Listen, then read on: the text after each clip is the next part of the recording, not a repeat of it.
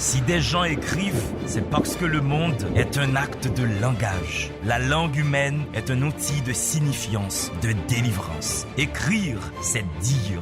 Dire, c'est soumettre la vie aux possibilités de l'intelligence. C'est faire du réel un lieu connu et fragile. La lecture est cette expérience qui nous permet de plier l'univers pour le mettre dans notre poche. Mesdames et messieurs, c'est à partir du mot qu'on fait de la réalité un fait d'esprit. C'est à partir du verbe que la vie devient une denrée émotionnelle. Sur ces entrefaites, la télévision Caraïbe a le plaisir de vous présenter Délivrez-vous, une émission du livre, une émission pour le livre, une émission par le livre. Allez, il y aura assez de bonheur pour tout le monde.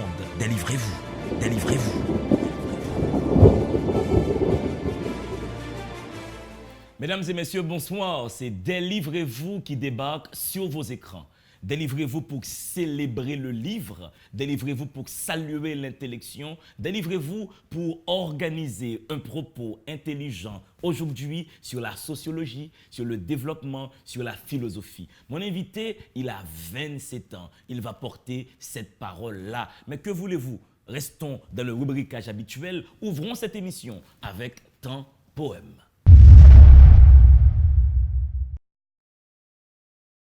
Voilà, j'ai entre mes mains la fameuse revue Intranquillité, cette boîte noire des imaginaires, revue créée par le poète haïtien James Noël et sa femme suisse Pascale Monin. Je suis à la page 120 dans la rubrique Pile ou Face. Je m'en vais vous lire un texte de Sonny Laboutansi, Introduction à l'acte de respirer. Nous avons vidé la vie à coups de questions. Qui on est? Où va-t-on?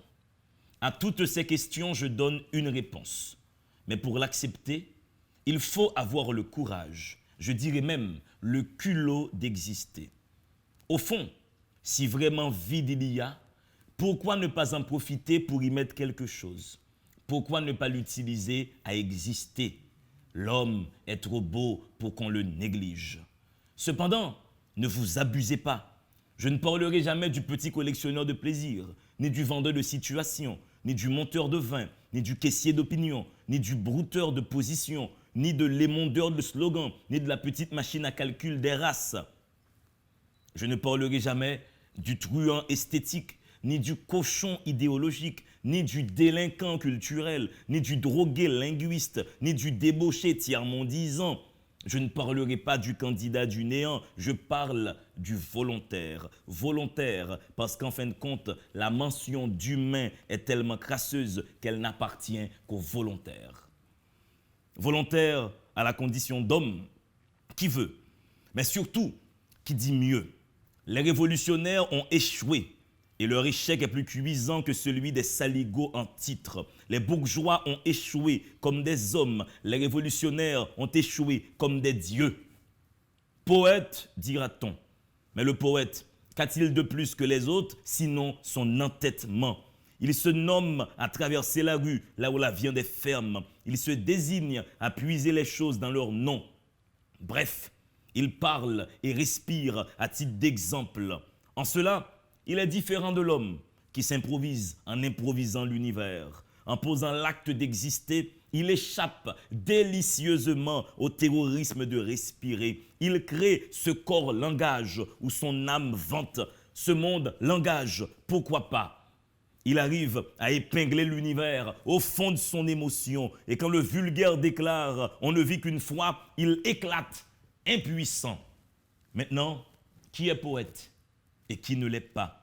Je crois humblement que tout homme est poète, qui accepte de traverser la vie par cet endroit qu'on nomme mention d'homme. L'écrivain de la poésie devient donc un traître, traître au sublime, traître au naturel, traître à la beauté. Mais l'acte de respirer n'est sûrement pas une quelconque forme d'écriture. C'est, on dirait, la douleur. Sonny Laboutansi, Introduction à l'acte de respirer, texte pris dans la revue Intranquillité, James Noël, Pascale Monin, boîte noire des imaginaires. Je vous avais dit en amont de cette émission qu'on allait parler philosophie, sociologie, éducation, sciences du développement. Mon invité s'appelle Primo Oman. Ça fait 27 ans qu'il est avec nous sur la planète Terre. Présentation de mon invité.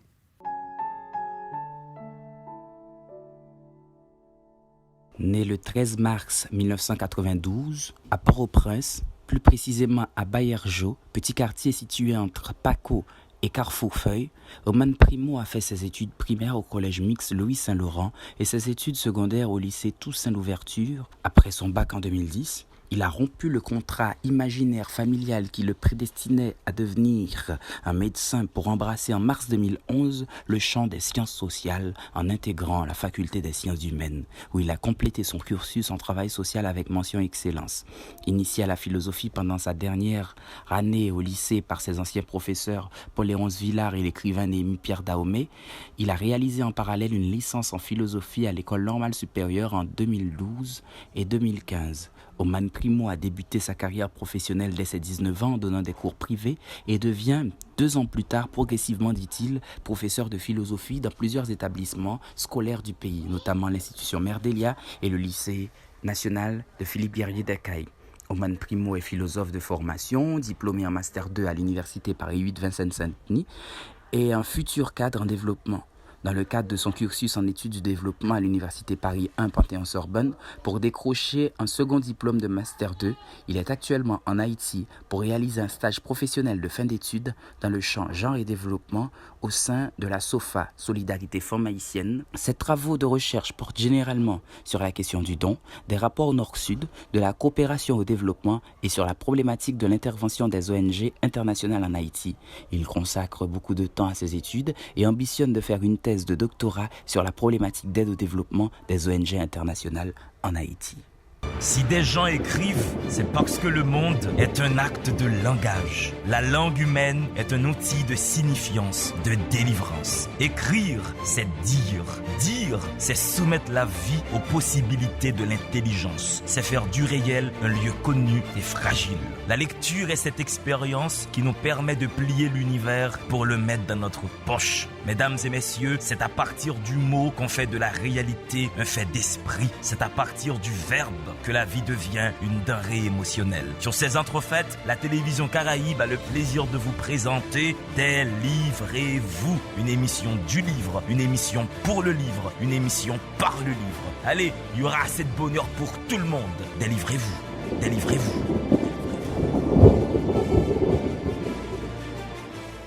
Nous mourrons tous. Et elle plonge sa main dans la poussière. La vieille délirée à délivrance dit, nous mourrons tous, les bêtes, les plantes, les chrétiens vivants. Ô Jésus, Marie, la Sainte Vierge, et la poussière coule entre ses doigts.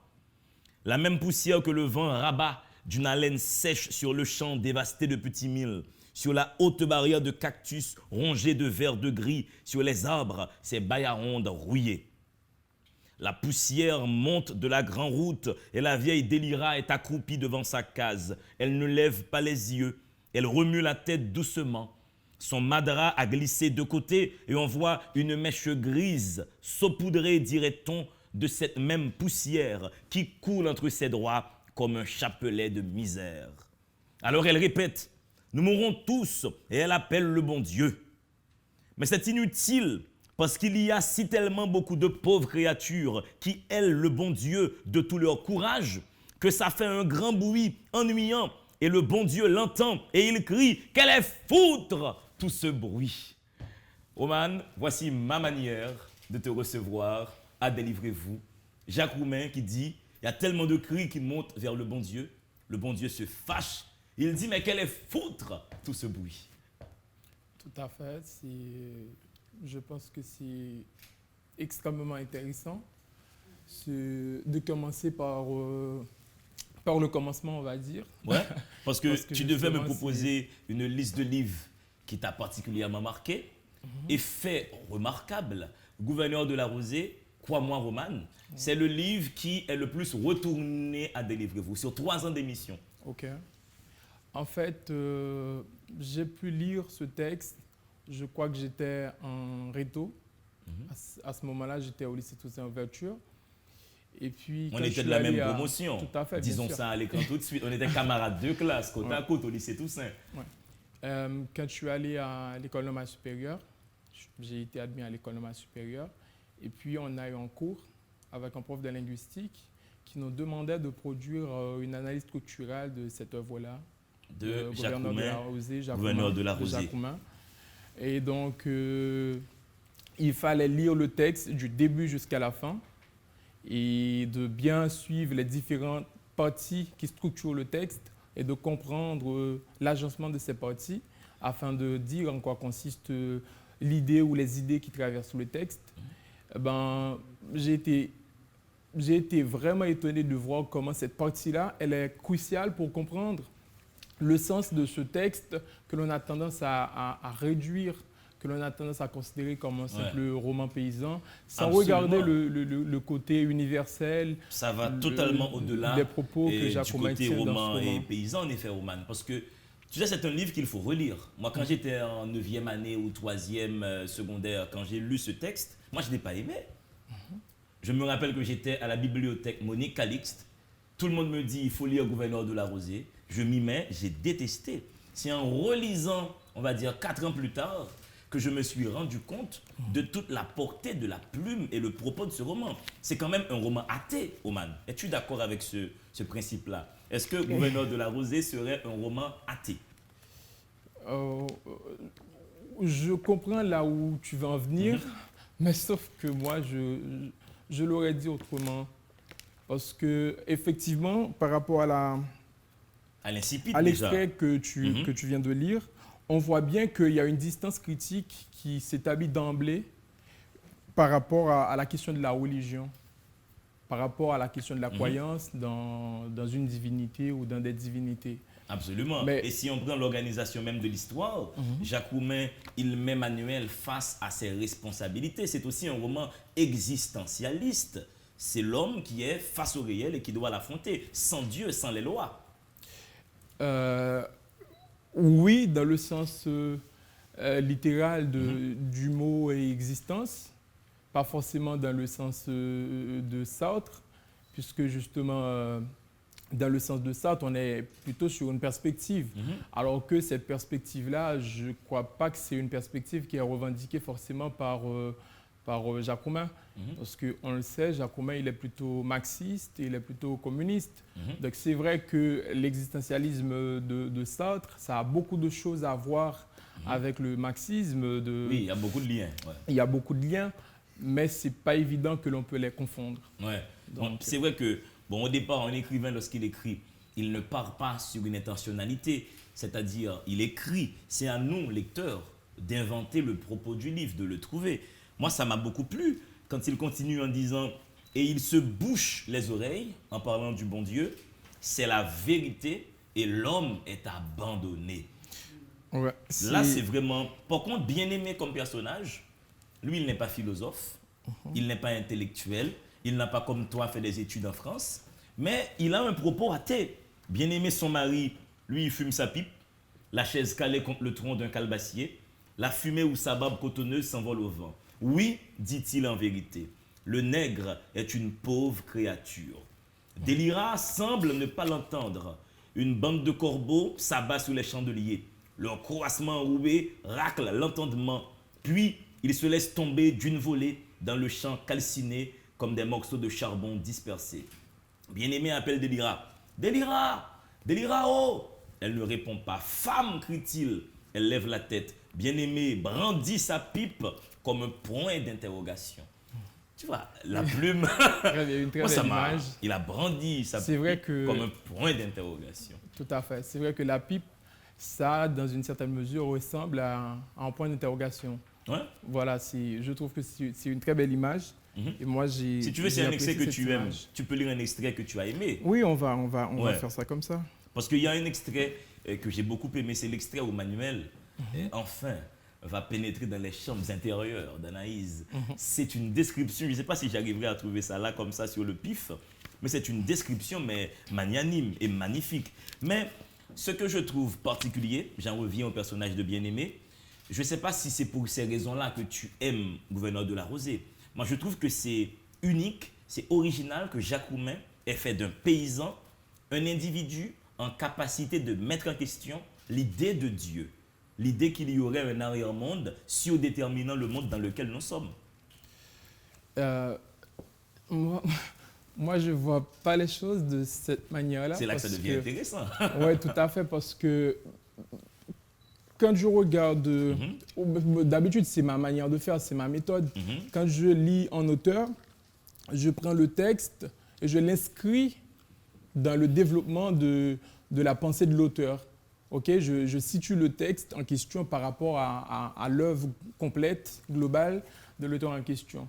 Et à ce moment-là, il faut prendre en compte aussi tout le récit de vie de l'auteur pour voir qu'est-ce que cet auteur-là prône comme idée, qu'est-ce que cet auteur-là défend comme valeur. C'est en comprenant cela qu'on va essayer de comprendre le texte, de pénétrer le texte pour voir qu'est-ce que cet auteur essaie de nous dire à travers le texte. Parce que moi, je ne pense pas qu'on peut détacher le texte de l'auteur qui l'écrit. Alors, tu vois, moi, j'ai le point de vue totalement contraire. Je pense que le texte est un aide de langage totalement autonome de l'auteur. Le texte a un fonctionnement autonome et ne peut ne pas traduire l'idéologie profonde de l'auteur. Dans le sens d'un jeu d'écriture, d'une performance intellectuelle. Moi, je suis athée. Et je peux écrire un texte dans lequel j'honore Dieu ou bien les dieux. Donc le texte, à mon avis, est vraiment un aide de langage autonome. Bon, il est vrai que ton raisonnement est juste si nous considérons gouverneur de la Rosée par rapport à Jacoumain. Jacoumain, il est athée, il est communiste. Donc on le sent au début. Mais j'en reviens encore à Bien-Aimé. Bien-Aimé qui, si tu veux, pose on va dire une embuscade philosophique à sa femme. Bien-Aimé dit à sa femme, le Seigneur, c'est le Créateur, pas vrai? Réponds, le Seigneur, c'est le Créateur du ciel et de la terre, pas vrai? Elle fait oui, mais de mauvaise grâce. Eh bien, la terre est dans la douleur, la terre est dans la misère. Alors le Seigneur, c'est le Créateur de la douleur, c'est le Créateur de la misère. Ouais, voilà. Je ne sais pas si Barreau, qui réalise cette émission, se rend compte de la gravité de la question. Si le Seigneur a créé tout ce qui existe, s'il y a la douleur, la misère, la souffrance, le Seigneur a créé la douleur et la souffrance. Ouais, c'est ça. En fait, cette partie-là, elle est très importante pour comprendre le cheminement du texte. Parce que justement, ce que l'auteur, à mon avis, se propose de faire, c'est d'inscrire le récit qu'il nous propose dans une temporalité. Et c'est cette temporalité-là qu'il faut prendre en compte pour bien comprendre ce qui est en train de se faire dans ce roman. Et la situation initiale, c'est qu'à Font-Rouge, on a une situation de sécheresse. Et cette situation de sécheresse entraîne une situation de misère, de pauvreté. Et comment les gens interprètent cette pauvreté, comment ils interprètent cette misère qu'ils sont en train de vivre, ils interprètent ça en se référant à des causes transcendantales. Pour eux, c'est le bon Dieu qui nous a abandonnés, c'est le bon Dieu qui nous a punis parce qu'on aurait fait quelque chose de mauvais par rapport à ce qu'il attendait de nous. Voilà. Donc, dans le texte, ce que Jacoumain essaie de faire du coup, c'est de remettre en question cette vision, cette manière de voir, afin de renverser le paradigme pour proposer une nouvelle explication des choses. Donc, c'est pour ça qu'on voit cette tendance et systématique chez Bien-Aimé à remettre en question la croyance de sa femme et d'Élira Délivrance en Dieu, par exemple, et bien d'autres encore, qui ne pensent qu'à prier Dieu, qui ne pensent qu'à faire des cérémonies vaudou, en pensant que c'est ça qui va contribuer à donner des solutions aux problèmes qu'ils sont en train de vivre.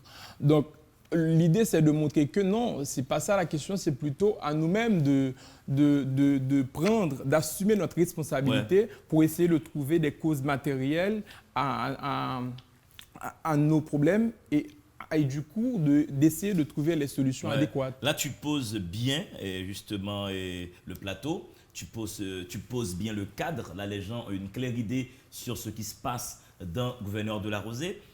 Par chance, je suis tombé sur le passage de haute sensualité dont je t'avais parlé. On n'a pas la même édition. Moi, je suis à la page 120 dans mon édition. Ok. Et peut-être que tu vas trouver ça autour de 125 ou 119. Peut-être. Moi, je suis à la page 120. Ouais. Alors, nous sommes dans une conversation toute intime entre Manuel et Anaïs. Au commencement du monde, tu veux dire, parce qu'au commencement des commencements, il y avait une femme et un homme, comme toi et moi. À leurs pieds coulait la première source, et la femme et l'homme entrèrent dans la source et se baignèrent dans la vie.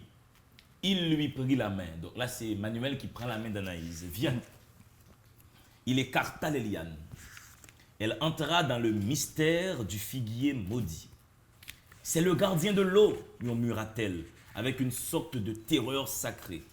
C'est le gardien de l'eau, dit Manuel. Elle contempla les branches chargées de mousses argentées et flottantes.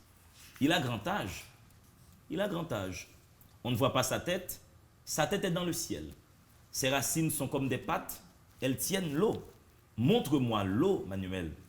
Il fouilla dans la terre. Regarde. Elle s'agenouilla, trempa un doigt dans la flaque, fit le signe de la croix. Je te salue, ô bénite, dit-elle. Et là, regarde encore. Il y en a partout. Je la vois, dit-elle. Elle appuya son oreille contre la terre. Je l'entends. Elle écoutait, le visage recueilli, éclairé d'un ravissement infini. Il était près d'elle. Anna, leurs lèvres se touchèrent. Mon nègre, soupira-t-elle. Elle ferma les yeux et il la renversa. Elle était étendue sur la terre et la rumeur profonde de l'eau charriait en elle une voix qui était le tumulte de son sang. Elle ne se défendit pas. Sa main si lourde lui arrachait une douceur intolérable. Je vais mourir. Son corps nu brûlait. Il desserra ses genoux et elle s'ouvrit à lui. Il entra en elle une présence déchirante et elle eut un gémissement blessé. Non, ne me laisse pas ou je meurs. Son corps allait à la rencontre du sien dans une vague fiévreuse. Une angoisse indicible naissait en elle. Un délice terrible qui prenait le mouvement de sa chair. Une lamentation haletante monta à sa bouche et elle se sentit fondre dans la délivrance de ce long sanglot qui la laissa anéantie dans l'étreinte de l'homme. Ça, c'est le talent de Jacques Roumain pour décrire un rapport sexuel. Oui, c'est ça. Il y a effectivement le niveau d'écriture, le langage qui est utilisé aussi dans le texte qui est très, très intéressant. Ouais. Vas-y. Oui, j'allais dire aussi, c'est vrai que pour moi, le texte, c'est un texte qui est surtout dominé par sa dimension politique, mais en même temps, il y a aussi la question de l'amour qui est très centrale. Comme dans tout roman, il y a forcément une intrigue amoureuse, mais là, l'amour joue un rôle très fondamental, très très fondamental, parce que justement, quand on prend en considération, par exemple, le rôle qui est attribué à Anaïs dans la mission de Manuel qui consiste à ramener l'eau dans le village. Ouais. Mais donc, tu sais, je viens de me rendre compte de ça là, maintenant, Oman. J'ai l'impression qu'Anaïs a été d'autant plus séduite par Manuel quand elle a constaté que Manuel est un génie. Donc, Anaïs serait une femme sapiosexuelle. Elle est excitée sexuellement par les garçons intelligents. Manuel a trouvé l'eau, elle est contente, elle fait « Ah oui, je la vois, je vois l'eau ». Et c'est à ce moment-là qu'elle va s'ouvrir à lui. En fait, je crois qu'il y a une partie dans le texte où l'on a parlé de confiance, je crois. C'est vraiment comme ça, à mon avis, en fait. C'est comme ça que les histoires d'amour qui sont vraies commencent. Donc, c'est, comme aurait dit Alain Badiou, c'est un coup de foudre. Ouais. C'est parce que Mais là, ça va au-delà du coup de foudre. Il faut que l'homme accomplisse une performance. Non, mais ça va venir après. Là, on est dans le début. On est dans le commencement de la chose. Ouais. Okay? Ça commence par quoi? Ça commence par une espèce de coup de foudre. On se rencontre et on commence à se parler. Et là, il y a quelque chose qui passe. On sent qu'il y a un courant qui passe. Et dans le cas de Manuel et d'Anaïs, j'ai l'impression qu'il y a eu un courant qui se passe dès le premier contact. Et Anaïs a ressenti que Manuel a un type de bien. Et Manuel, de son côté aussi, avait le sentiment que Anaïs aussi est une femme de bien. Donc, c'est à partir de ça qu'ils ont pu établir un contact, un lien, qui vont développer, nourrir, etc., affectionner dans le futur. Non, je te suis, et très bien, mais je trouve qu'il y a beaucoup de jeunes filles qui seraient contre ce point de vue-là. Il y a beaucoup de jeunes filles qui aiment dire, dès lors que tu les rencontres, tu leur dis « je t'aime mais vraiment avec tout le feu du monde en moi », la fille te répond « ah non, c'est pas de l'amour, c'est du désir ». Y aurait-il, Oman, on tombe carrément dans autre chose, une différence entre l'amour et le désir? Ah oui, c'est deux choses différentes, mais qui marchent ensemble, bien évidemment, parce qu'il ne peut pas y avoir de l'amour sans désir.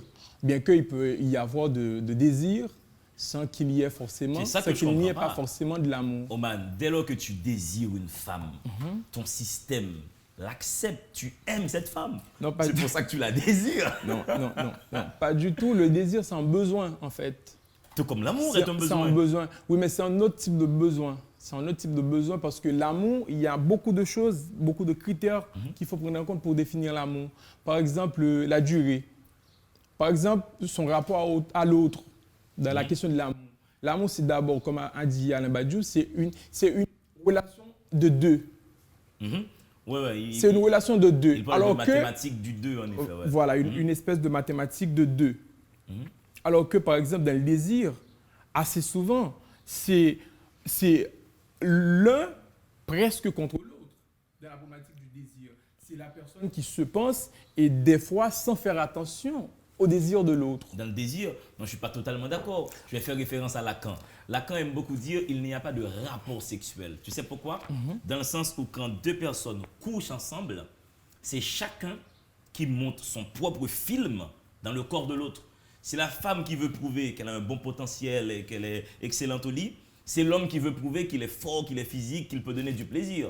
Donc au fond, à chaque fois qu'il y a un rapport sexuel, il n'y a pas de rapport sexuel. Dans le sens où chacun a son propre parti pris, son propre projet dans la tête.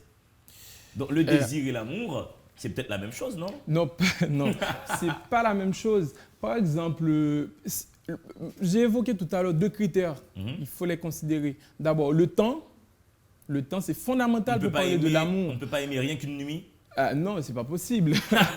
Ça, c'est une histoire de désir. Ça n'a rien à voir avec l'amour. L'amour, ça dure dans le temps. On va y revenir. L'épreuve, il y a ce que Alain Badiou appelle l'épreuve de l'amour. Ouais. Ouais. Sans l'épreuve, même quand il y a la durée, on ne peut pas parler d'amour. Ouais, Parce que justement, j'allais te dire aussi que c'est Lacan aussi, je crois, qui a dit que aimer quelqu'un, c'est désirer son désir. Oui, ça doit être Ben, ça. voilà, c'est ça qui fait Mais la pourquoi différence. tu ne peux C'est pas ça qui fait la désirer son différence. désir pour une seule soirée, pour une seule nuit? Là, on est au niveau du désir. C'est pas qu'on peut pas le faire, on peut le faire. Mais sauf que là, on n'est pas dans l'amour. Et si tu te décides à aimer plusieurs personnes sur plusieurs jours? Ah oui, C'est ça de l'amour. existe. Tu as un amoureux papillon?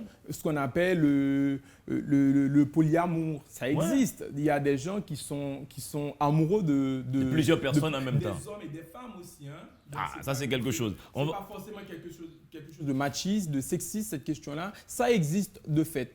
Mais si on reste sur le concept de l'amour, donc il ne faut pas perdre de vue que c'est une relation de deux personnes. On va revenir sur l'amour, t'inquiète pas. Si on capitalise sur l'idée de désir, ça va poser un petit souci. Voilà, mesdames et messieurs, on a commencé avec Gouverneur de la Rosée. On en est maintenant à l'amour, au désir, au polyamour. Mon invité s'appelle Primo Oman. Il fait une maîtrise là maintenant en France en sciences du développement. C'est mon ancien camarade de classe au lycée Toussaint Louverture. Allez, respirez. Si des gens écrivent, c'est parce que le monde est un acte de langage. La langue humaine est un outil de signifiance, de délivrance. Écrire, c'est dire. Dire, c'est soumettre la vie aux possibilités de l'intelligence. C'est faire du réel un lieu connu et fragile. La lecture est cette expérience qui nous permet de plier l'univers pour le mettre dans notre poche. Mesdames et messieurs, c'est à partir du mot qu'on fait de la réalité un fait d'esprit. C'est à partir du verbe que la vie devient une denrée émotionnelle. Sur ces entrefaites, la télévision Caraïbe a le plaisir de vous présenter Délivrez-vous, une émission du livre, une émission pour le livre, une émission par le livre. Allez, il y aura assez de bonheur pour tout le monde. Délivrez-vous, délivrez-vous. Mesdames et messieurs, c'est toujours Délivrez-vous qui bat la mesure sur vos écrans. Délivrez-vous parce qu'il faut que toutes les paroles se parlent en Haïti. Délivrez-vous parce que le livre doit exister dans vos vies de tous les jours. Délivrez-vous parce que ça ne tue pas de lire, ça ne tue pas d'être intelligent, ça ne tue pas de connaître Jacques Roumain, gouverneur de la Rosée, ça ne tue pas de se faire plaisir, vu que c'est cela même l'acte de lire. C'est un éros du texte, un plaisir du livre. Je reçois Primo Oman. On était il y a quelques minutes chez Jacques Roumain, gouverneur de la Rosée.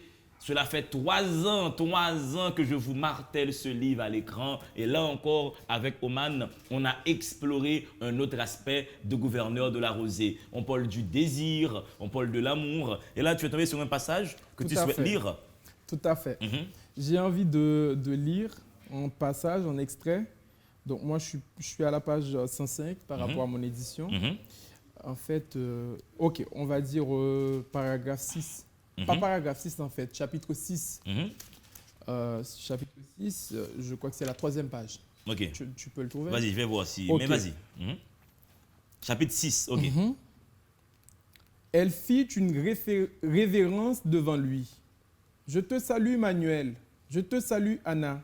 Elle toucha sa main tendue du bout de ses doigts. Sous l'ombrage de son chapeau, un madras de soie bleue serait son front. Des anneaux d'argent brillaient à ses oreilles. Alors tu es venu, je suis venu, tu vois, mais je n'aurais pas dû. Elle baissa la tête et détourna le visage. Toute la nuit, j'ai lutté, toute la nuit, j'ai dit non. Mais au matin, je me suis habillé au chant du coq et j'ai été au bourg pour avoir une raison de sortir. Et tu as eu bonne vente au marché? Adieu, mon frère. Quelques mesures de maïs, c'est tout. Elle resta un moment silencieuse, puis « Manuel, oh, je t'écoute, oui, Anna. Je suis une négresse sérieuse, tu sais. Aucun garçon ne m'a jamais touchée. Je suis venue parce que je suis sûre que tu ne seras pas abusant. » Et s'interrogeant elle-même rêveusement. « Pourquoi j'ai confiance en toi? Pourquoi que j'écoute tes paroles? La confiance, c'est presque un mystère. Ça ne s'achète pas. Et ça n'a pas de prix. Tu ne peux pas dire « vends-moi pourtant ». C'est comme qui dirait une complicité de cœur à cœur. Ça vient tout naturel et tout vrai, avec un regard peut-être et le son de la voix. Ça suffit pour savoir la vérité ou la menterie. Depuis le premier jour, tu m'entends, Anna? Depuis le premier jour. J'ai vu que tu n'avais pas de fausseté, que tout était clair en toi et propre comme une source, comme la lumière de tes yeux. Ne commence pas avec les galanteries, ça ne sert à rien et ce n'est pas nécessaire. Moi aussi, après notre rencontre sur la route, je me disais en moi-même, il n'est pas comme les autres et il a l'air bien sincère. Mais quel mot il parle, Jésus, Marie, Joseph. C'est trop savant pour l'entendement d'une malheureuse comme moi. Ne commence pas avec les compliments, ça ne sert à rien et ce n'est pas nécessaire. Ils rirent tous deux. Le rire d'Anaïs roulait dans sa gorge renversée et ses dents se mouillaient d'une blancheur éclatante. Voilà. Pourquoi j'ai choisi de lire cette partie, cet extrait? Allez, dis-nous. C'est justement pour revenir sur le débat sur la question de l'amour. C'est parce que justement, en général, quand on parle d'amour, on parle d'histoire d'amour. Vous voyez? C'est encore une fois pour mentionner l'importance du temps, l'importance d'une notion, par exemple, comme celle de l'entente, pour parler de l'amour. Vous voyez? Donc, dans un premier temps, il y a une rencontre qui se fait dans le temps et les gens prennent du temps pour fixer les choses, pour mettre les choses au clair, pour dire comment tu te sens par rapport à l'autre et pour laisser à l'autre aussi la possibilité de dire comment il se sent par rapport à l'être aimé. Et c'est à partir de cette entente-là, c'est à partir de ce dialogue, de cette conversation que l'amour puisse prendre des sens. Et sans cette entente-là, il ne peut pas y avoir d'amour. C'est pour ça que... mais le passage que tu as choisi de lire invalide ta position. Pas du tout. Dans le sens où il parle de la confiance. Il dit la confiance. Nous sommes dans une confiance amoureuse là. On n'est pas entre deux potes, ce n'est pas deux copains. C'est presque un mystère. Depuis le premier jour, tu m'entends, Anna? Depuis le premier jour, j'ai vu que tu n'avais pas de fausseté, que tout était clair en toi. Nous sommes déjà à ce moment-là dans une démarche amoureuse ponctuelle. Manuel est tout de suite amoureux parce que Anaïs inspire confiance. Donc l'amour n'a pas besoin du temps. Oui. L'amour n'aime pas le temps. Oui, je comprends, mais ce qu'il faut comprendre, et c'est ça que moi j'essaie de défendre comme propos, donc c'est que l'amour, ça se fait au moins... Quand les gens s'installent dans le temps... Considérons le cas sur lequel on est, Anaïs et Manuel. Ça se fait entre ces deux personnes-là. Donc, c'est-à-dire, si tu me dis que Anaïs est déjà amoureuse par rapport au fait qu'elle a répondu telle ou telle chose, Manuel est déjà amoureux par rapport au fait qu'il a répondu telle ou telle chose, on est bien d'accord. C'est leur ressentiment individuel à eux. Mais c'est comme ça qu'on aime. Okay? On aime au premier contact. Oui, mais c'est pas forcément le fusionnement, mais c'est la rencontre entre ces deux sentiments-là qui va donner ce qu'on appelle l'amour. Vous voyez bien? Mais l'amour, c'est là que le débat était chaud, en effet. L'amour n'est pas appelé à durer 1 an, 2 ans, 5 ans, 10 ans. Les meilleures histoires d'amour sont celles qui ne durent pas. Moi, attends, une passion amoureuse qui dure 2 jours, ça va, Oman. 2 jours, c'est bon, c'est suffisant. Dès que tu mets 3 jours, 4 jours, ça devient une habitude. Ça devient une institution. Non. Tu rentres dans une routine. Qui va acheter l'eau, qui va acheter le gaz, les enfants à l'école, qui va payer le billet d'avion. La routine va pourrir ta relation. Une objection très simple. Par exemple, on est dans une relation et 2 jours, on se casse. Ouais. Okay? Après, tu rencontres une autre personne. Nous sommes 7 milliards sur la planète. Cassé. Et sans doute, on va voir qu'il va y avoir l'une de ces 2 personnes qui était dans la relation qui va se demander, le type ou la nana, est-ce qu'elle m'aimait vraiment? Non, va aimer une autre personne. Il va y avoir ce moment-là où la personne va s'interroger sur l'expérience qu'elle était en train de vivre avec l'être qui se disait aimer. Ne te donne pas ce temps-là. Va aimer une autre personne. Nous sommes 7 milliards sur la planète. Si ça ne peut pas marcher avec une personne en 1 semaine, aime une autre personne la semaine d'après. Ça te fait plus d'histoires d'amour à raconter. Oui, mais sauf que on ne peut pas voir si ça ne peut pas marcher sans avoir pris du temps pour essayer de voir si ça peut marcher. Mais le temps va tuer l'amour. Le temps, c'est, comme je te dis, c'est qui va essuyer les meubles, à quelle heure tu arrives pour le week-end, dans quel bar on va le week-end. Tu rentres dans une routine. Roman, réfléchis au premier moment, aux premières palpitations que tu as connues avec une femme. N'est-ce pas les meilleures? Non, mais je n'ai pas dit le contraire. La première rencontre, le premier baiser, l'intensité que tu ressens, jamais tu la ressentiras. J'ai pas dit le contraire. Il faut s'arrêter là, je pense. Parce que c'est pas une question de temps, comme si c'est pas 1 an, 2 ans. On n'est pas en train de déterminer, de fixer une durée pour dire si à partir de ce moment-là qu'il y a forcément l'amour. C'est pas ça qu'on est en train de faire. Moi, je plaide pour un contrat, ce que j'appellerais les amours ponctuels. Les amours ponctuels, on se rencontre, on s'aime une journée, après on se quitte. Demain, tu croises une autre personne, moi je croise une autre personne. Oui, on peut essayer les amours ponctuels. Une tentative de redéfinition du concept. Okay? Mais on va laisser l'amour si tu veux. En attendant cette tentative de redéfinition du concept, le concept, au moins, il est, quand on parle de l'amour, au moins on sait de manière basique de quoi l'on parle, de manière basique, sans rentrer dans des détails théoriques. Alors, de manière basique, lorsqu'on parle d'amour, on sait qu'on parle de sujets qui ressentiraient une émotion profonde, particulière, soit pour un autre sujet ou pour plusieurs autres sujets. J'insiste sur ce principe pluriel. Et tout à fait. Et qui expérimentent et qui vivent ces sujets-là, qui vivent cette émotion-là. Ouais, soit sur un temps long, soit sur un temps court. Voilà. Ça dépend de la nature intérieure de ce sujet qui aime. On est bien d'accord, mais sauf que ce temps court-là ne peut pas être 1 heure, ça peut pas Pourquoi pas 1 heure une soirée, non mais ça peut pas être ça. Alors tu me fais penser à une ex, et moi j'ai une ex, des fois on part en week-end, on part un samedi, on quitte Port-au-Prince à 5 heures de l'après-midi. On arrive à la plage à 7 heures du soir. Au bout de 9 heures, moi je veux rentrer. La fille me dit, mais on vient d'arriver. Et moi, je lui réponds, écoute, l'essentiel, c'était d'être là, face à la mer. On a eu la mer pendant 1 heure. Pourquoi tu veux rester un peu plus longtemps? Il y a des gens qui pensent que les choses sont de qualité lorsqu'elles durent. Moi, je pense que les meilleures passions sont celles qui ne durent pas. Oh man, on ne va pas rester dans l'amour. Ouais. Il y a d'autres lectures dans ta vie. Tout à fait. Là, j'ai le discours sur le colonialisme. Voici un texte majeur qui m'a aussi beaucoup marqué. Aimé Césaire, dis-nous, pourquoi tu as choisi ce livre? J'ai choisi ce livre parce que pour le moment, je suis en train de faire de nouvelles lectures. C'est un bouquin que j'avais lu au moment où je préparais le concours d'entrée au master de l'école normale supérieure en coopération avec l'Université Paris 8. Donc j'avais lu ce bouquin-là. Mais je viens de le relire étant à Paris. parce que justement, j'essaie de faire de nouvelles lectures dans un champ un peu nouveau qu'on va dire, qui s'appelle le champ décolonial ou encore la pensée décoloniale ou encore l'option décoloniale.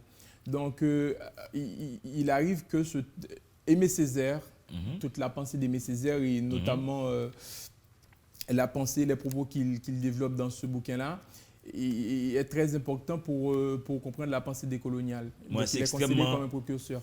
C'est extrêmement important dans le sens où, alors, on a tendance, dans un certain imaginaire occidental collectif, à faire passer l'Europe pour la grande civilisation qui a organisé la planète, qui a produit des valeurs, tout le monde aime tout ce qui est européen et tout.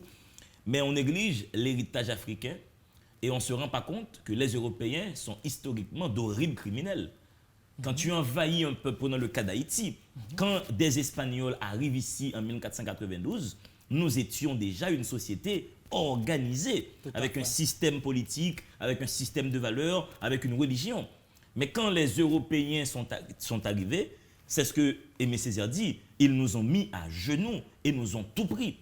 Donc, une civilisation qui serait à bannir, ce serait la civilisation européenne, blanche et tout ce qu'on veut. Donc, c'est ça que pose en même temps Césaire, tout en ne faisant pas un appel à la ségrégation ou au racisme. Il demeure intelligent, il veut que les choses soient fixées dans l'histoire, qu'on sache ce que l'Europe a fait au peuple d'Afrique. Oui, mais sauf que, en parlant d'Aimé Césaire, je ne parlerai pas de racisme ou de quoi que ce soit, parce que, au contraire, on considère que la pensée d'Aimé Césaire témoigne d'un degré d'universalisme inouï, très inouï par rapport à ce qui est produit, par rapport à ce qui a été produit dans toute l'histoire de la pensée occidentale. Mais c'est intéressant de revoir ce texte en effet, parce que j'entends même des Noirs dire « Ah, les Africains, les Noirs sont des sauvages ». Au fait, les sauvages, ce sont eux qui nous ont envahis.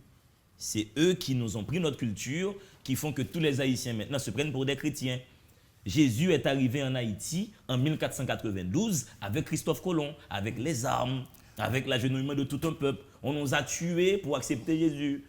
Voici un cas. Jésus est mort sur la croix pour les Blancs européens. Par contre, c'est nous qui sommes morts pour le recevoir. C'est ça. Aimé Césaire a parlé de ça dans le premier discours, en fait, le discours sur le colonialisme, où il dit que l'entreprise coloniale ou encore la colonisation travaille à déciviliser, l'oppresseur, le colonisateur. Oui. Donc alors l'opprimé, tu veux dire, l'oppressé, pour déshumaniser. À déciviliser l'oppresseur. C'est ça qui est intéressant. C'est ça qui est la grande nouveauté. Les deux sont décivilisés, et l'oppresseur et l'oppressé. Oui, les deux. Mais sauf que dans le premier cas, justement, on pensait que c'était uniquement les colonisés qui étaient victimes de la colonisation. Or, Césaire, ce qu'il est en train de montrer, et c'est ça toute sa nouveauté, toute son originalité, il est en train de nous montrer que l'entreprise coloniale, par rapport à sa brutalité, par rapport à sa violence, par rapport à la violence qui l'accompagne, est une entreprise qui décivilise à la fois le colonisateur et le colonisé. Donc ça, c'est très important. Et il a parlé de l'ensauvagement, pour te rejoindre, de la culture occidentale ou de la civilisation occidentale. Donc c'est pour dire, comme tu viens de le dire, oui, on peut défendre l'idée que les sauvages, ce sont eux. Absolument. Et il faut toujours parler de ces textes-là. Il faut que, de plus en plus, que les Haïtiens, les Haïtiennes, les Africains savent que le christianisme est à la base d'une religion blanche, importée, mais pas importée dans la fête. On nous a imposé cette religion en 1492. En 1491, Jésus n'existait pas pour les Haïtiens. Voici un texte que tu as voulu partager avec nous. Après, tu as qui d'autre dans ton panthéon? J'ai plusieurs. J'ai Peau-Noire, tu as Frantz Fanon. Est-ce que j'ai Frantz Fanon avec moi? C'est peut-être quelque part dans ma bibliothèque chaise. Il faut que les gens se rendent compte que nous sommes assis sur des chaises bibliothèques. Frantz Fanon, Peau-Noire, Masque Blanc. Celui-ci, ça fait longtemps que tu l'as lu. Et pourquoi il t'a marqué? Oui, en fait, ce bouquin aussi, Peau noire, masque blanc de Fanon. Nous sommes dans le même champ thématique, en effet. La Le couleur, même champ, le le même colonialisme, la pensée postcoloniale. Voilà, le même champ. Voilà, ça fait partie de mes lectures actuelles. Et ce texte, je l'ai lu dans un premier temps quand je préparais le concours, comme je venais de dire tout à l'heure. Et je viens de le relire dans le cadre de mes travaux actuels.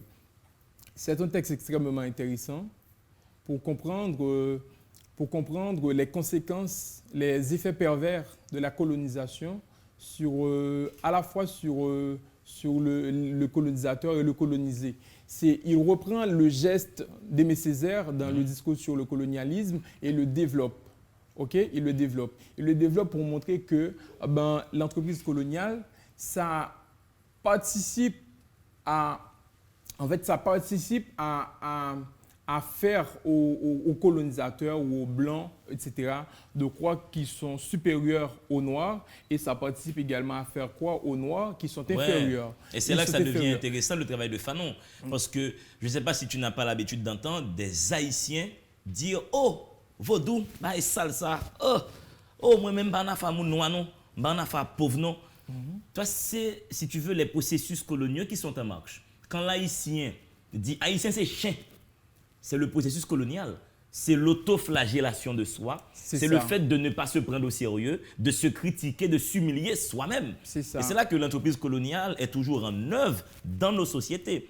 Quand l'Haïtien te dit la religion vaudou, c'est une religion sale, impropre, et le protestantisme, c'est la religion céleste, la religion divine, on est propre, on est des protestants, on est des catholiques, ça prouve que nous sommes jusqu'à présent colonisés mentalement.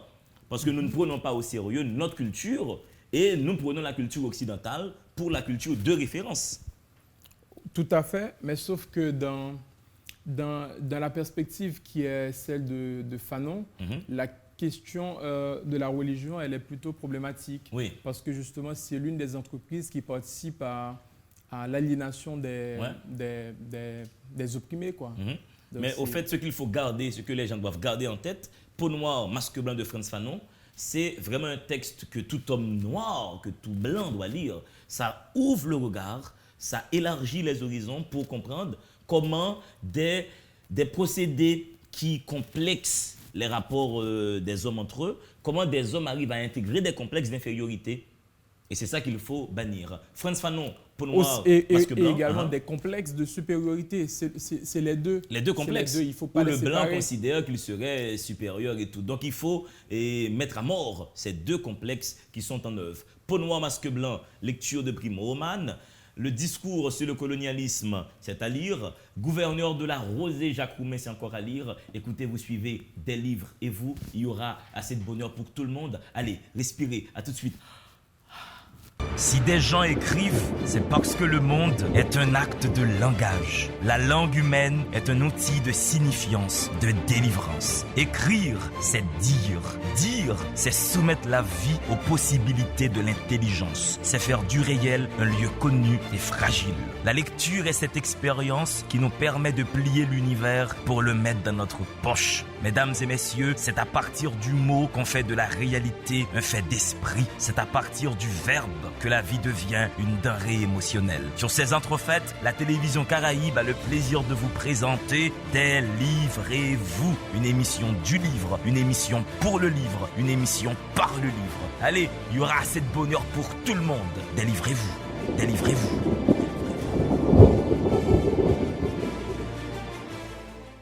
De retour après cette courte respiration. Alors, je dois tout de suite vous rappeler que je reçois Primo Oman. Primo Oman qui a un grand projet dans la vie.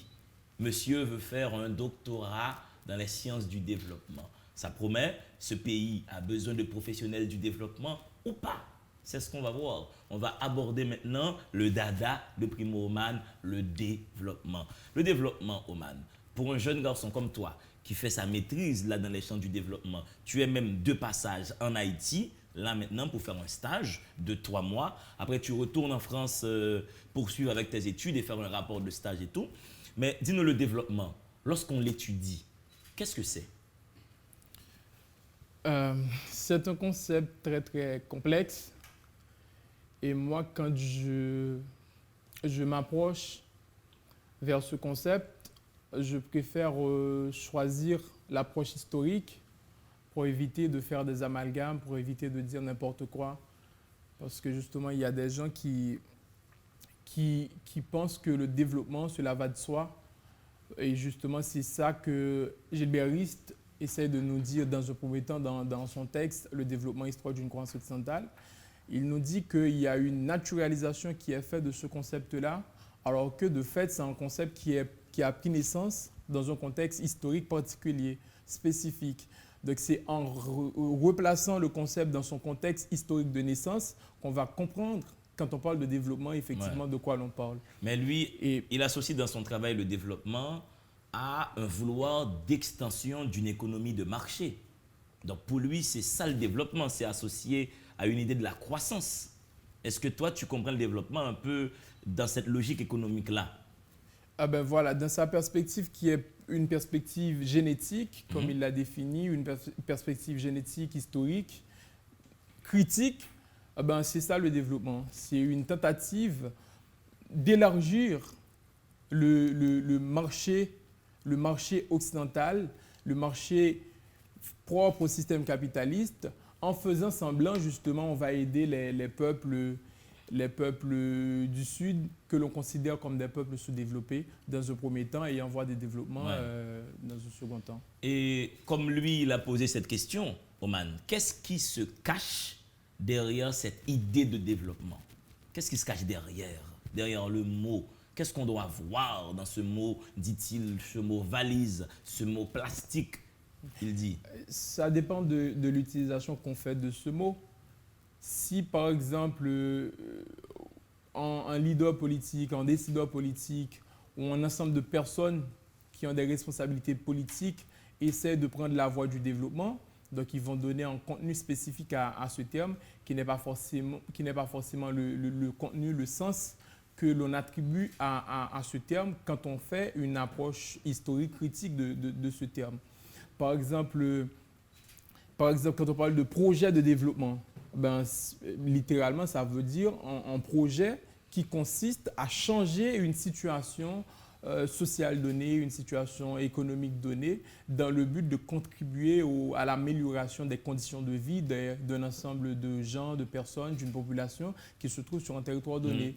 Okay? Il pose aussi comme principe, c'est ce que j'ai vu, que la misère, au fait, n'est pas le signe d'une maladie du système capitaliste. C'est au fait même consubstantiel au bon fonctionnement du système capitaliste. C'est un système qui crée de la misère en même temps qu'il crée de la richesse. Et sa façon de créer la richesse serait forcément en créant de la misère à côté. Justement, ça, c'est très important parce que ça met en évidence, met en jeu un argument fondamental dans son texte qui est celui de la question de la croissance économique. Parce que justement, dans le paradigme du développement à l'occidental, on considère que la croissance économique, elle est fondamentale. Donc, un État, s'il veut atteindre un niveau de développement, doit s'industrialiser pour pouvoir atteindre un niveau de croissance économique. Et sans cette croissance économique-là, on ne peut pas parvenir au développement. Donc, alors que de fait, la croissance économique, ça demande un ensemble de critères, de conditions. Et quand on prend en compte ces conditions-là, dont les ressources naturelles, etc., les main-d'œuvre, tout ça, donc on va voir que ça met en évidence d'emblée, on va dire, une logique de compétition, une compétitivité. Et la logique de compétitivité à l'échelle des échanges internationaux, ça donne ce que, par exemple, les économistes appellent de l'échange inégal.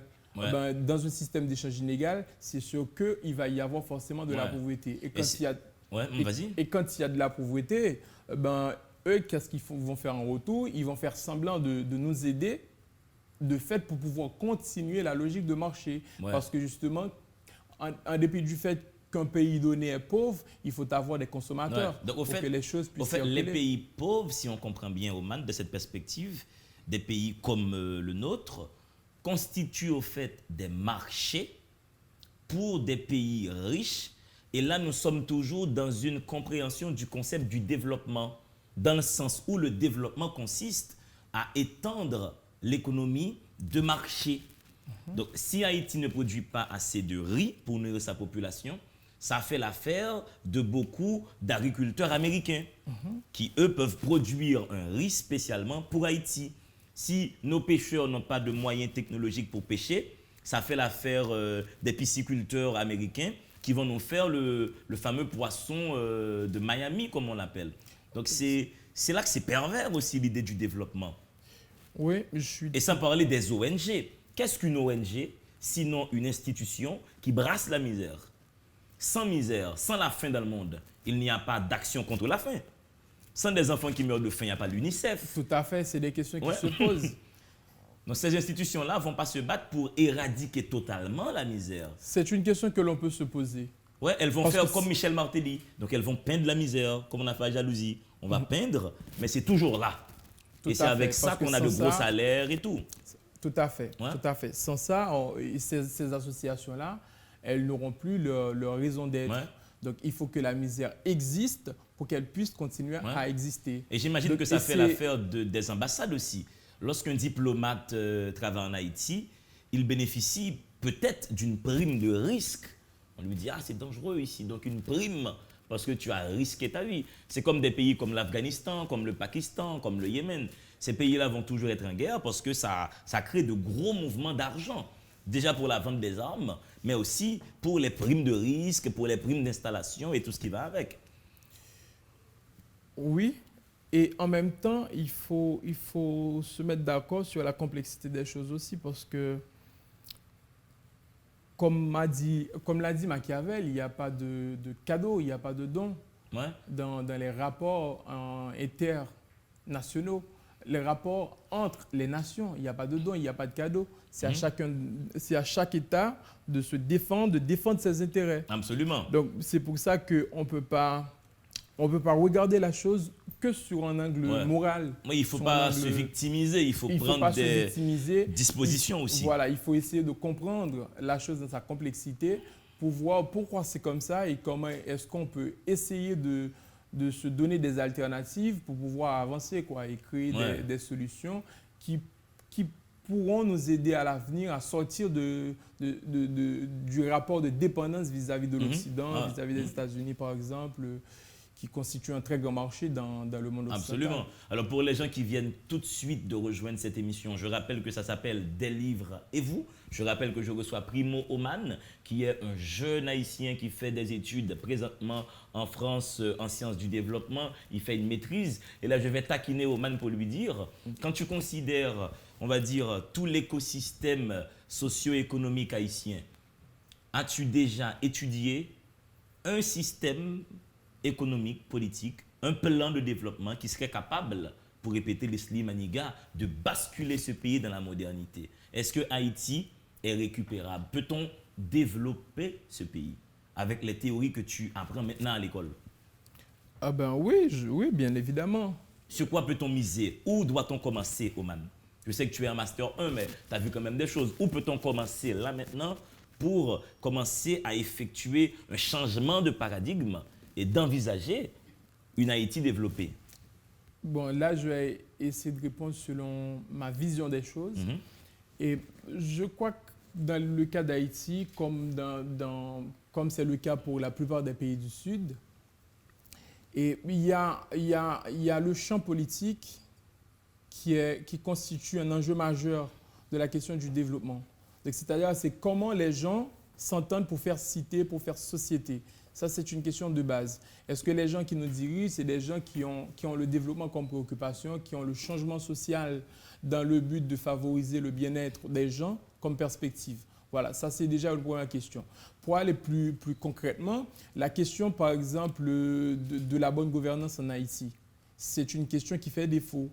Eh ben, quand on est dans une société où l'on fait face à des problèmes de mauvaise gouvernance, ben c'est sûr que les choses ne peuvent pas aller mieux, les choses ne peuvent pas bouger parce que justement, on a besoin de bien gérer les ressources, de bien gérer les choses pour que justement les gens puissent définir les choses convenablement et proposer des solutions pour avancer. Il faut miser sur la bonne gouvernance. Tu avais un dernier livre à nous proposer, Oman. Lequel c'est?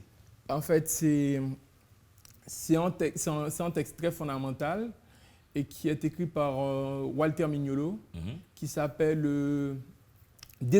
La désobéissance épistémique, deux points. Une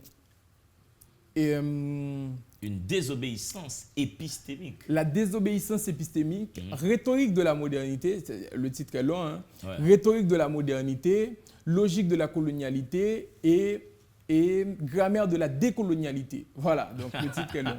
Donc c'est un texte extrêmement intéressant qui présente le projet décolonial. Donc je voulais parler de ce texte parce que je tiens à cœur l'idée de m'approprier de cette pensée-là et de partager avec les gens ce que c'est que Mais la Oman, pensée on va commencer décoloniale par qui ce est pour moi très partage. importante. Écoute, Oman, il y a une jeune fille de 20 ans qui regarde cette émission, une jeune fille qui est à l'université, qui fait des études de gestion, qui vient d'entendre pour la première fois dans sa vie la pensée postcoloniale. Décoloniale en fait. Décoloniale. parce qu'il y a Qu'est-ce que une ça veut différence. dire? Oui. Qu'est-ce que ça veut dire la pensée décoloniale? La pensée décoloniale, c'est une pensée qui est en train de se développer dans les universités.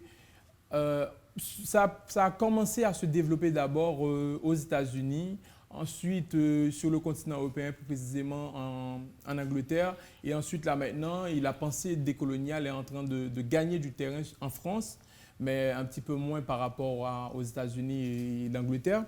Donc c'est une pensée très très importante qui se propose de remettre en question de manière radicale la pensée occidentale qui se considère comme la seule pensée possible, qui se considère comme la seule ontologie possible et qui du coup exclut la possibilité de l'émergence d'autres formes de pensée pouvant donner naissance ou bien offrir la possibilité au peuple opprimé de s'émanciper, de travailler à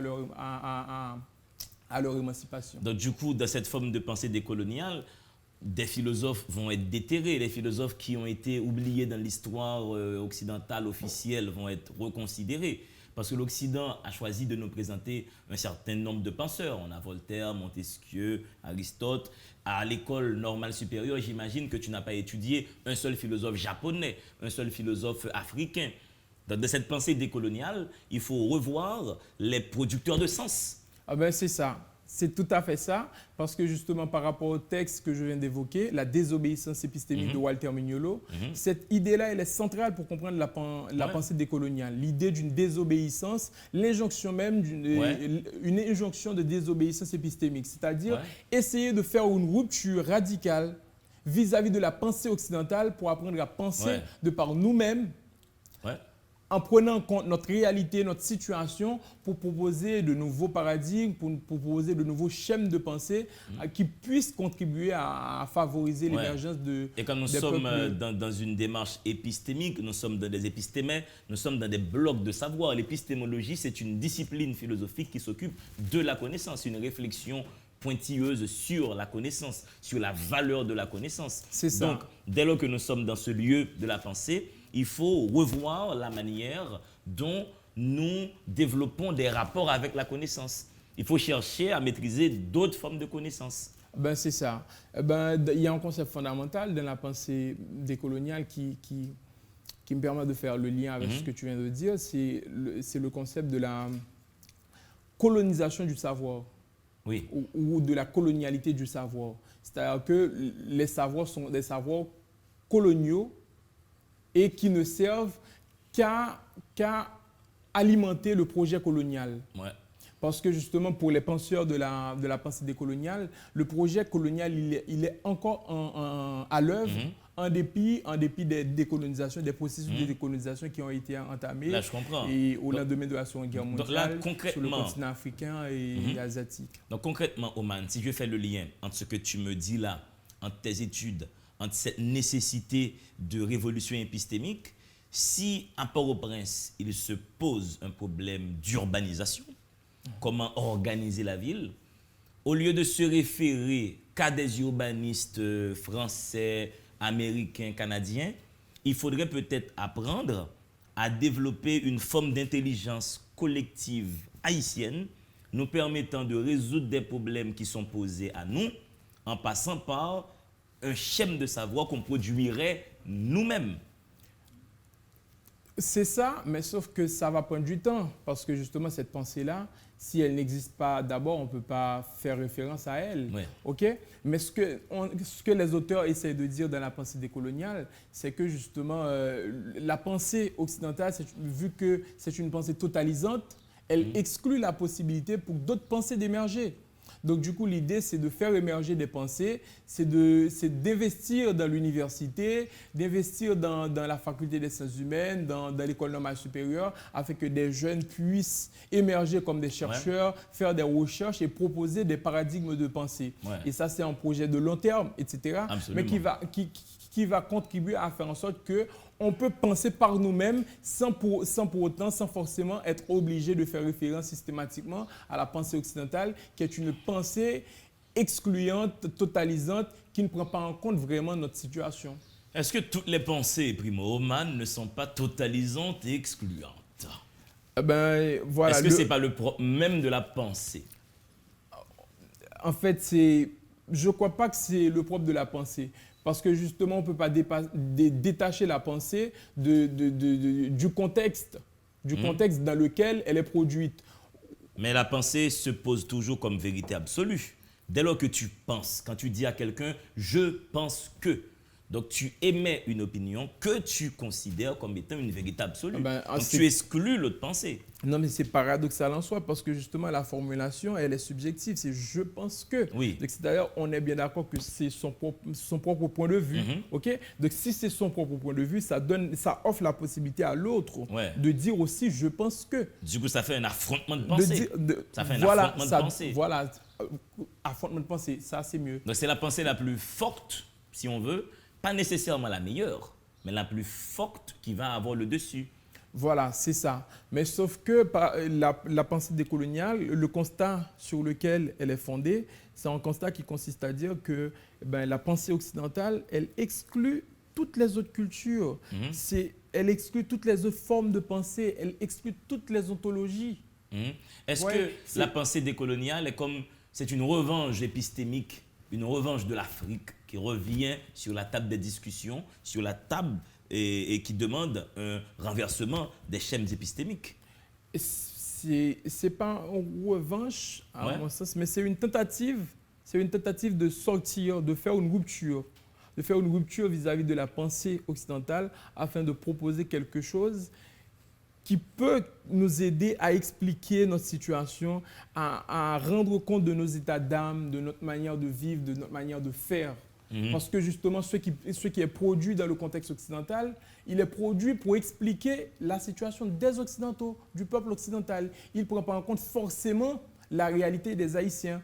Il ne prend pas forcément en compte la réalité des Jamaïcains, des Guadeloupéens, des Gabonais, etc. Donc il faut que plusieurs pensées arrivent à exister. Alors que pourtant, les Occidentaux, qu'est-ce qu'ils font? Ils donnent cette pensée-là, ils donnent cette pensée-là comme une pensée universelle, comme une pensée globale qui serait valable pour tout le monde, partout où l'on existe. C'est ça qui est dangereux et c'est ça que la pensée décoloniale essaie de combattre afin de favoriser l'émergence d'autres formes de pensée. Primo, on est à la fin du parcours et Gombre Jen Kapgado là, Gombre Jen Kapgado émission, je vais pas lire, je vais pas monsieur même. OK. Est-ce que tu peux donner 2 raisons à un Bridgen qui est tombé comme par hasard sur la télé Caraïbe, qui voit comme par hasard des mecs en costard? Donne-lui 2 raisons pour qu'il se mette à lire un livre dans sa vie cette semaine. Parce que la première raison, c'est parce que la lecture, ça aide à perfectionner l'intelligence. La deuxième raison. Tout le monde est intelligent, mais quand on ne lit pas, on a l'impression qu'on est nul, qu'on est bête, qu'on est stupide. Et quand on lit, on a l'impression qu'on est très intelligent.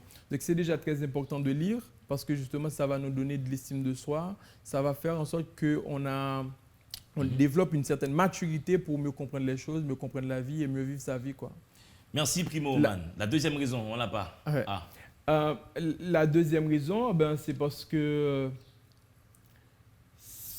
la lecture, dépendamment du type de lecture qu'on fait, ça peut servir à des choses très précises dans la vie.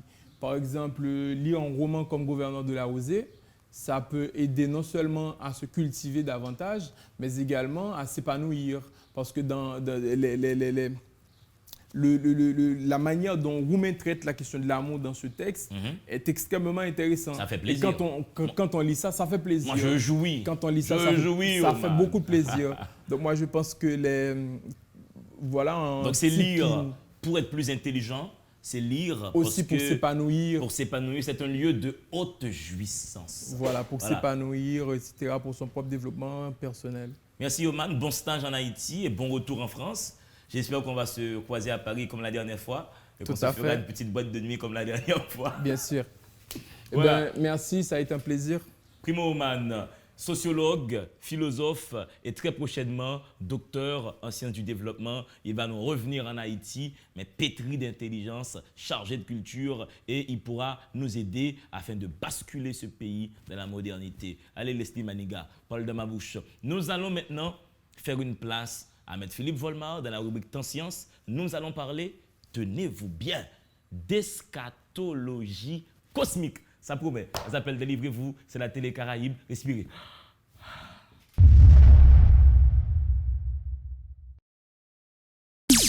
Émilie a assuré le maquillage, Stanley est chaud, Fekir est là, Gamin est au point, Barreau est au top de sa forme, Alphonse coordonne toute l'équipe. Que voulez-vous? L'équipe Délivrez-vous est arrosée par la présence de mon ami Spencer et d'autres amis pour la photographie. Ça s'appelle Gadon Bonheur et Maître Philippe Junior Volmar, il nous est revenu. Il nous est revenu célibataire. Je suis comme la mère, je ne peux pas conserver la crasse. Il y a quelques mois, Maître Volmar était en couple. Là maintenant, il est célibataire. Et aujourd'hui, un sujet sérieux, pointilleux à Délivrez-vous. On va parler d'eschatologie, mais d'eschatologie cosmologique. Maître Volmar, comment on y est? On commence par comment on y est, avant d'entrer dans le concept là. En forme. En forme. Dans le bonheur, comme d'habitude. Au célibataire, mais en forme. Bon. On fait avec. On fait avec. Maître Volmar, je viens de parler d'eschatologie. On a essayé de faire un grand monde femme qui a 45 ans, comprendre ça veut dire eschatologie. Bon, eschatologie, c'est ensemble. Comment l'écrire en français déjà? E-S-C-H. Et bon, ouais, ça se prononce. Eschatologie, voilà, eschatologie. Hein? Donc, c'est des réflexions sur la fin du monde, ou bien des textes sur la fin du monde, ou bien des prévisions de la fin du monde, comme par exemple Apocalypse. Okay, Apocalypse, c'est un livre eschatologique. Voilà, n'a ça. Donc, eschatologie, c'est réflexion sur la fin du monde. Fin du monde, ouais. Ou sur des fins du monde possibles. Oui, oui. Et on dit Apocalypse, c'est par exemple un livre qui dans la Bible. L'autre gros livre, il est la Bible. Ouais. Qui mon petit mon cœur. Et Apocalypse, c'est un livre eschatologie dans le sens où les gains ont parole d'hypothèse sur la fin du monde. Oui. Kounia, ça veut dire Maître Volmar, eschatologie cosmologique. En fait, c'est mobiliser les théories de la cosmologie, qui déjà lui-même, c'est une science qui a étudié l'univers, et mécanismes, fonctionnement, etc., origine, tout. Donc, c'est mobiliser théories qui sortent dans la connaissance ça, pour comprendre vers quoi l'univers se dirige. C'est-à-dire comment l'univers là est pour le finir. Bon, ça veut dire, nous partissons son premier postulat, l'univers est pour le finir, il est pour le disparaître. On ne pas dire le système solaire dans lequel nous sommes, non. On dit l'univers, la totalité de l'existant, est appelé à disparaître à un moment. Oui, et disparaître, ça prend plusieurs formes. Disparaître, par exemple, ce n'est pas que l'univers lui-même disparaît, mais c'est juste que ensemble de mouvements que nous connaissons là-dedans, capables de suspendre. Bon, déjà, nous faisons liste, quoi. Gain, et ça veut dire le Big Crunch. Big Crunch, c'est le fait que, alors, c'est l'opposé du Big Bang. Le Big Bang, c'est l'univers qui était passé d'un point en singularité, et puis qui gonflait de seul coup, ça aurait l'explosion, mais ce n'est pas l'exploser en fait. C'est une expansion de l'univers, c'est gonfler d'un seul coup, plus vite même que la lumière, qui vient par l'univers qu'on y a. Donc maintenant, on dit que c'est élan univers là qui fait la grossie, parce qu'actuellement, l'univers n'est pas arrêté, alors l'espace de l'univers, pas arrêté statique, l'a grandi d'instant en instant. Et l'a grandi d'autant vite que temps passé. Donc, distance qui séparait galaxie que nous la donnons, qui c'est la Voie lactée, par rapport à une autre galaxie, augmentée parce que l'univers a étendu. L'expansion de l'univers, c'est comme si on a fait plusieurs petits points sur un ballon, blad, et pour gonfler. Donc, au fur et à mesure que le blad gonflé, au fur et à mesure que voilà. éloigné de l'autre. Voilà. Donc maintenant, ils pensaient que c'est des hypothèses, hein, c'est que l'énergie qui fait que l'univers là a gonflé, il est pour le diminuer, et la gravitation, qui c'est une force qui fait que nous restons pieds, nous restons collés sous terre à le nouveau l'air, il est pour faire que l'univers là ferme sur lui-même. Donc fait un mouvement inverse là. Pendant il y a une expansion qu'on y a. Donc maintenant, arrivé à un moment de l'histoire, la gravitation va prendre le pas sous force qu'a fait l'univers. Donc l'univers vient reculer. Là, pour reculer, pour venir fermer, pour le retourner dans le point où il était avant. Du coup, c'est également la disparition du temps et de l'espace. Oui, parce que le temps et l'espace, c'est déjà une partie de ce qui constitue l'univers. Parce que c'est le temps, c'est l'espace, ou du moins on est capable de dire, c'est l'espace-temps, la matière et l'énergie. OK. Donc tout ça, c'est une hypothèse. Une hypothèse. Là, on rappelle à tout le monde que nous sommes dans un domaine qui s'appelle l'eschatologie cosmologique, qui a essayé qui fait possible l'univers nous là-dedans a gagné. Une première hypothèse, c'est le Big Crunch. Oui. Deuxième hypothèse, M. Volmar. Alors, deuxième hypothèse là, c'est un univers qui pas jamais suspend l'éternité, donc qui est pour l'éternité à l'infini, expansion ça va jamais camper. Mais sur des milliards d'années, pas gain une étoile encore, parce que tout a fini brûler énergie, parce que une étoile a un temps de vie. Comme par exemple pour le Soleil, c'est une étoile qui a un nombre de vie qui est autour de 10 jusqu'à 30 milliards d'années d'existence.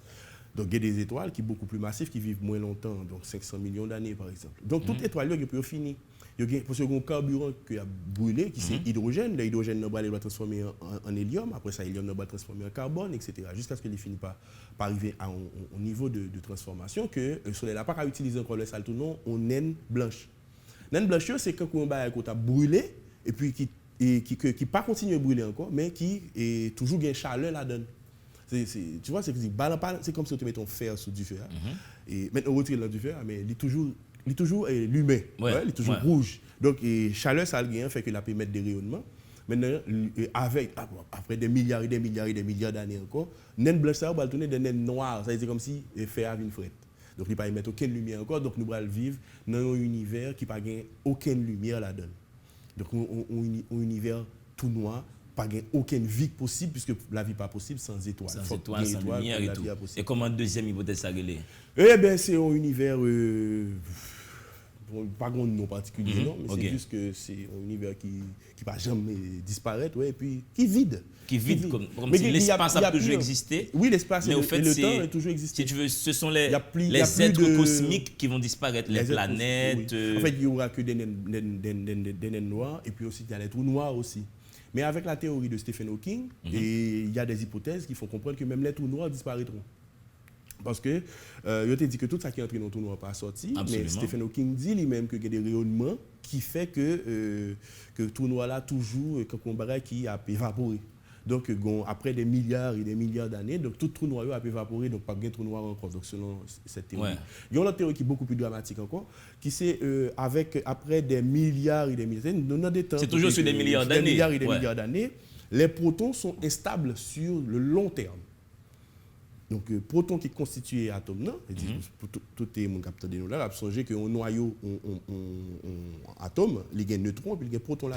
Donc, proton, ils paraissent stables parce qu'à l'échelle d'une vie humaine, c'est rien du tout, mais à l'échelle de la cosmologie, il y a un nombre de temps, ils ont estimé qu'il est fort probable que proton est instable et qu'il y a désagrégé la matière. Et du coup, c'est la matière qui se désagrège. Donc, ok. Ça, c'est la troisième hypothèse. Donc, maintenant, il y a un quatrième qui c'est le Big Rip. C'est que l'univers est tellement appétendant qu'après un moment, même le tissu même de l'espace va se déchirer. Donc, voilà. Donc, ça, c'est en gros toute hypothèse possible de l'avenir de l'univers. Mais bien entendu, au fur et à mesure que la connaissance a augmenté dans la cosmologie, point de vue, ça il y a un qui paraît plus valable. Mais il y a une fin du monde qui est beaucoup plus proche de nous et qui part en hypothèse qui est certaine. C'est la fin du système solaire, ça c'est clair. De notre système solaire. De notre système solaire. C'est clair que dans 7 milliards d'années, le Soleil aura consommé tout son hydrogène. Donc là, ça va commencer à bouler hélium. Et pendant le processus, ça a gonflé en dimension. Là, tellement une pigou que la chauffer la tête rouge. Mais non, mais même pas chauffer, la peut évaporer ça. Donc ça, Mercure, Vénus, tout ça va disparaître parce que le Soleil là quasiment englouti parce que surface Soleil là a privé dans l'environnement de la Terre, sinon même plus loin. Là, nous sommes sur 7 milliards d'années. Nous sommes sur 7 milliards d'années. De ces générations qui viennent après nous, qui a vivre des moments aussi douloureux, mais au moins notre génération a pu inventer un domaine de la pensée, un protocole scientifique qui s'appelle l'eschatologie cosmologique qui nous permet de réfléchir sur ces fins du monde possibles. Maître Volmar, merci beaucoup. À bientôt, à la semaine prochaine. À la semaine prochaine. Pour un autre temps science. Écoutez, merci à Primo Man, mon premier invité. Merci encore une fois à Maître Volmar qui m'accompagne dans cette rubrique. Merci à Spencer et à sa bande pour la photographie. Merci à l'équipe technique de la télé, Stanley, Fekier, Gamin, Émilie, Barreau, le monteur Jimmy. Ça fait une grosse équipe, et sans oublier notre ingénieur du son, et moi, M. Barbu, M. Barbu, on prend Grégory, petit Babli, on va nous frapper, mais c'est l'estomac Grégory, c'est notre ingénieur de son à délivrer-vous. C'est toute une équipe qui permet à ce projet télévisuel d'exister et d'arriver sur vos écrans. Je vous dis, gardons bonheur dans le monde, il doit y avoir deux êtres. Des livres et vous.